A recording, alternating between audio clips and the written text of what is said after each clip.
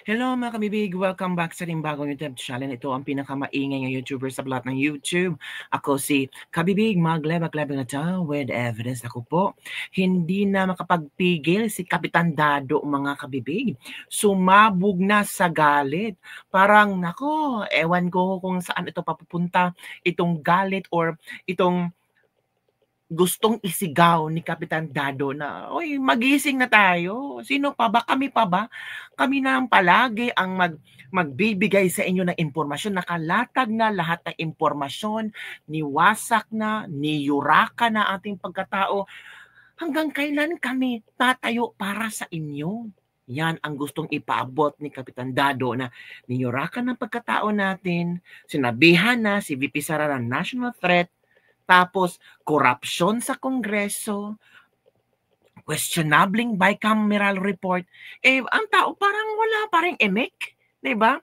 At ito pa kabibig Stella Kimbo, wanted ni Vic Rodriguez. Hinahanap ni Vic Rodriguez ang eksplanasyon ni Stella Kimbo.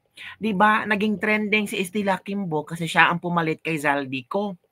Noong na-corner siya ng mga reporters para hingan ng opinion or sagutin ang mga tanong tungkol sa BICAM report, ay kumaripas ito ng takbo. Knowing Stella Kimbo na talagang matapang to, haharapin lahat. Lahat ng interviews, walang inuurungan. Pero ngayon para yatang na-scotch tape ang bibig. Baka sa sobrang, sabi ng iba, baka sa sobrang daming mga bags, kaya ang bibigat, kaya na-crochet ang mga kabibig. Natatawa nila ako sa mga komento mga to. Pero in fairness naman tama yung pag-call out ni Atty. Vic Rodriguez para sumagot si Stella Kimbo. Kasi nandun naman si Stella Kimbo nung nag-sign ang presidente, nakapirma si Stella Kimbo sa BICAM report. So dapat talaga magsagot din si Stella Kimbo. So ito kabibig, unahin natin si Kapitan Dado. Bakit gusto ko si Kapitan Dado? Kasi pure. And the same time, totoo ang mga sinasabi niya. Walang halong chemical, oo. Walang halong chemical at gusto niya banat kung banat. Masaktan ka man, wala tayong magagawa, 'di ba? Aminin man natin masakit man isipin itong mga sinasabi niya, makapaglabas man siya ng hindi magandang words, at least naging totoo si Kapitan Dado. Ito kabibig. Is she a threat to national security? Of course not. Utangin na sino nag-a-advise dyan sa presidente national threat, no? Ang threat to national security is a president na nagdodroga. That is a threat to national security. Corruption is a threat to national security. Corruption, a threat to national security. Kasi pagka nagnanakaw ka, hindi umaabot sa mga kababayan natin ang dapat na serbisyo. Hindi nabibili ng armed forces yung kanyang dapat bilhin na equipment. Therefore, mahina yung armed forces. I think my point si Kapitan Dado dito corruption. 'Di ba? Oo, binoto natin sila, gusto natin sila, nangarap tayo na maging maganda ang Pilipinas nang dahil sa kanilang pamumuno. Kung hahaluan ng sobrang korupsyon na parang nalulunod na tayo sa korupsyon, tapos sila, ang relax ng buhay, ang sarap ng buhay, kumakain kung 6, 7, 8 beses, party-party. 'Di ba? Pero tayo, nagkapa-uga-ugaga na sa trabaho.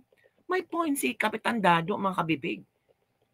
Parang, itong si Kapitan Dado ba, siya yung naglabas ng ating mga hinanain na gusto na nating sumigaw, gusto na nating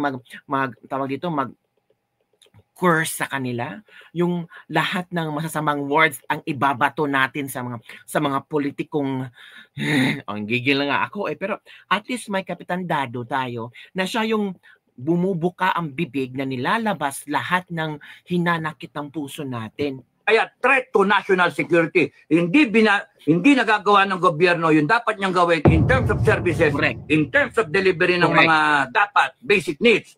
Yung food security natin, import tayo ng import. Therefore, yung pagnanakaw ng Congress is a threat to national security. Yung droga na yan is a threat to national security.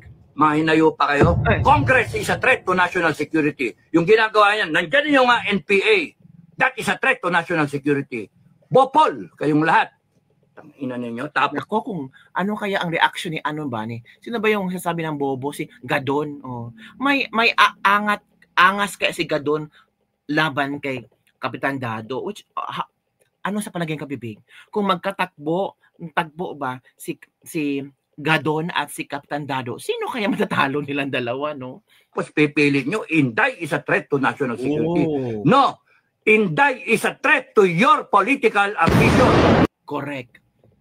Inday is a threat to your political ambition. Dito, sa pool ni Kapitan Dado, ang tinatagong lihim na pilit tinatabunan nila ng issue. Na pilit puro Sara Duterte issue, Digong Duterte, pati nga ang Bicam report, kinukunik kay VP Sara kahit walang alam si VP Sara. Diba? Inday is the threat para sa kanilang political ambition. Mga gago! Tangina nyo, gagaguhin yung taong bayan. Inday Sara Duterte is a threat to your political ambition, is a threat to your activities of corruption. Tangina nyo. And we will polarize. Para kay Inday, maggago kayo. Grabe. As in, super duper highest level talagang magsalita itong si Kapitan Dado. And I think everyone agrees to me na totoo naman ang gustong ipaabot ni Kapitan Dado na mga opinyon, hinanaing niya para sa gobyerno natin. And gusto ko yung last statement ni Kapitan Dado na Inday is a threat to your political ambition, to your activities, mga korupsyon. Kasi si Inday Sara, ibubulgar niya ang dapat ibulgar. Di ba si BP Sara ang unang nagbulgar tungkol sa mangyayaring insertions sa budget? Nabulgar na. At sabi ni BP Inday niya, ang budget ng Pilipinas ay hawak lang ng dalawang tao, Zaldico at Martin Romualdez. Kaya itong paglabas ng Bicam report na may mga blanco, parang nagkatugma ito sa mga sinasabi ni BP Sara. Sabi ng iba, baka nga totoo, no? Baka di umano si Martin or si Martin Romualdez or di kaya si Zaldico ang nag-fill up ng blanks. Ay, ewan ko, Kabibig, wala naman tayong ebidensya. Mga haka-haka lang sa atin ito. Di ba, Kabibig? Ay, eto na. Speaking of Bicam report, si Zaldico ay nag-resign, pina-resign because of health concern. Nasaan kaya si Zaldico ngayon? Wanted din. Hinahanap si Zaldico. Ang pumulat si Stella Kimbo. Si Stella, na corner ng mga reporter, kumaripas tumatakbo, busy daw, maraming mga gagawin pang meet and greet. Eto na, Stella Kimbo, I'm sure napanood mo na ang bidyong ito. Hinahanap ka ni Vic Rodriguez. Wanted ka ni Vic Rodriguez, Inday. Bakit nga ba? Eto, Kabibig, manood tayo kay Vic Rodriguez na gigil din siya kay Stella Kimbo. Okay? Let's watch Attorney Vic Rodriguez. Ito na, Attorney Vic. Nung chairman ng House Committee on Appropriation, nasaan na ang angas ni Congresswoman Kimbo? Tama. Yung angas na ipinakita mo nung sinisira mo ang pagkatao ni Vice President Inday Sara Duterte. Naku. Nasaan na ang tapang mo? Correct. Nasaan na yung giliw mo, yung kisig mo? Pag nagfa-fashion show ka dyan sa Kongreso, tangan-tangan ang iyong milyong-milyong pisong halaga ng mga bag, ng mga relo. Nasaan ang tapang mo? Bakit hindi ka ngayon humarap at magpaliwanag sa sambayan ng Pilipino saan ninyo dinadala ang daan-daang bilyong pisong pera ng mamamayang Pilipino? Ang yaman pala ni Estela, no? Kasi marami siyang mga milyones na bag, milyones na mga relo. Buti pa si Estela. Congresswoman siya, pero ang yaman. Ano kaya ang business ng pamilya ni Stella Kimbo? No? Aside from being a congresswoman, baka may mga business din Kabibig, malalaking investments, di ba? Hindi naman makakabili ka naman ganitong bag kung congresswoman ka. Di ba? Sabi nga, pag politiko, dapat simple living lang. Kasi baka pagdududahan ka ng mga tao na kinurap mo ang pera. Pero sa Stella Kimbo, simple living lang ba? Yung iba kabibig, madami nakita na ang yaman ni Estela Kimbo. Fashion show ang dating pagpupunta sa House of Congress. Pag may hearing ako, kabibig, mukha pa siyang first lady. Ang daming mga kumikinang sa kamay, sa palad, at saka ang mamahalin ng bag kabibig. Ay, ganun talaga si Estela Kimbo. Yun ang kanyang fashion style. Pero ang tanong kabibig, saan niya kumuha ng pera para pambili niya? Baka mayaman si Estela Kimbo. Kayo talaga? Yan ang sagutin mo at wag mo kaming bigyan lamang ng salitang merong kang rush. Meron pa bang hindi rush dito sa ginawa ninyong pangbubudol sa mamamayang Pilipino? Isang tanong lang. Okay. Hindi, ayaw na mag-painted din naman. Pasensya na. May iba ko lang yung tanong. Paraan. Kung Stella, may issue. Nagmamadali lang siya. Nagmamadali. Pasensya na. Nagmamadali lang siya eh. Pero yung sa blank, Nagmamadali lang siya. Nagmamadali lang siya. okay. Parang artista.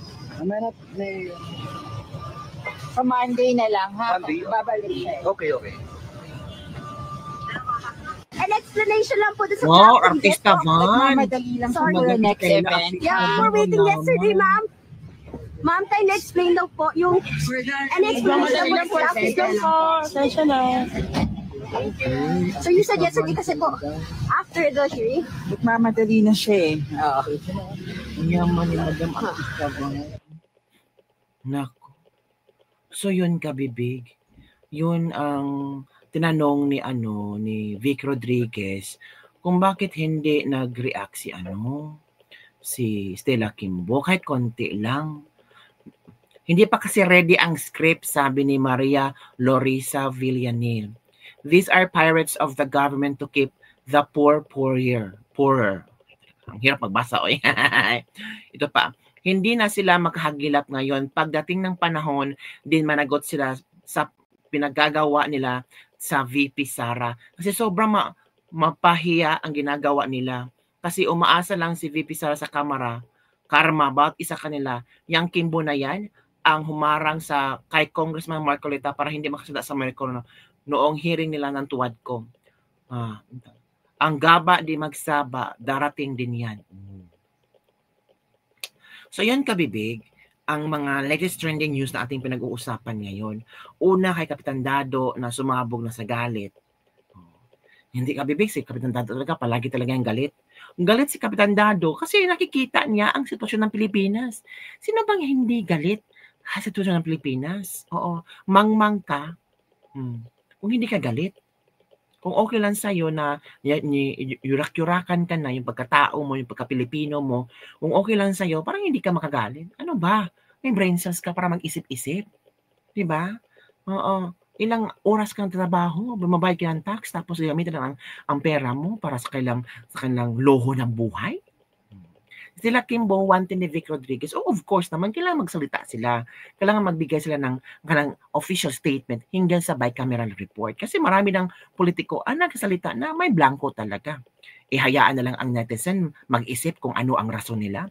Hayaan na lang ang netizen mag-isip kung baka siya ang naglagay or baka ganito, ganyan nangyari. Hindi naman pwedeng ganun kasi you are serving the Filipino people. The Filipino people needs the truth, nothing but the truth. Diba? So, ang aming gagawin na lang, ganito na lang, so help us God. Ganun na lang makabibig. Yun lang po mga bibig ng ating This Level Club of Freedom. Don't forget to like, subscribe, and share this video. Bye everyone. See you next time.